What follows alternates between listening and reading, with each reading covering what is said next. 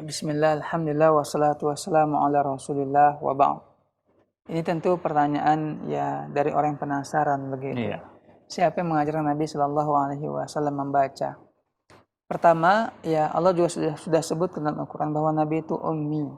Ummi itu artinya ialah la yaqra wa la yaktub. Tak bisa membaca, tak bisa pula menulis. Iya. Jadi Nabi Shallallahu Alaihi Wasallam tidak seperti kita mungkin bisa membaca alif, bata atau a, b, c. Nabi Shallallahu Alaihi Wasallam tidak bisa membaca seperti itu.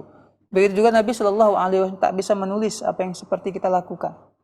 Jadi bagaimana siapa yang mengajarkan Nabi Shallallahu Alaihi Wasallam? Ini diantara bukti kebenaran kenabian Nabi Shallallahu Alaihi Wasallam. Bahwa beliau tidak pernah membaca, tak bisa membaca, tak bisa pula menulis, tapi beliau Shallallahu Alaihi Wasallam menyampaikan wahyu dari Allah Subhanahu Wa Taala. Tentunya ini sebagai bukti bahwa apa yang disampaikan oleh Nabi Muhammad Sallallahu Alaihi Wasallam merupakan wahyu dari Allah Azza wa Jalla melalui perantara Jibril alaihissalam. Di Al-Quran yang kita baca selama ini itu merupakan wahyu dari Allah Subhanahu Wa Taala melalui malaikat Jibril. Di Allah Azza wa Jalla mengajarkan Nabi Muhammad Al-Quran, Jibril alaihissalam ia mendikte ataupun mengajarkan kepada Nabi Muhammad Sallallahu Alaihi Wasallam membaca Al-Quran ataupun mengucapkan. Membaca dalam arti kata sini bukan membaca buku, ya.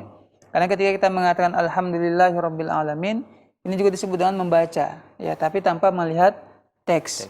Jadi Jibril alaihissalam ketika turun wahyu dari Allah Subhanahu Wa Taala melalui beliau, ya, beliau bacakan Al-Quran tersebut, kemudian Nabi Shallallahu Alaihi Wasallam mengulanginya kembali. Dan Allah Azza wa Jalla berjanji sudah menekankan bahwa Allah yang menjaga Al-Quran ini.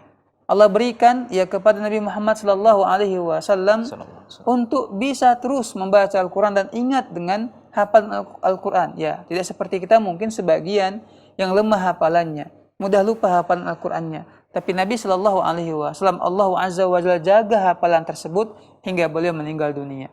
Jadi beliau Sallallahu Alaihi Wasallam merupakan disampaikan wahyu kepada beliau. Yang beliau bacakan kepada kita merupakan kalamullah melalui malaikat Jibril alaihissalam. Wallahu ta'ala.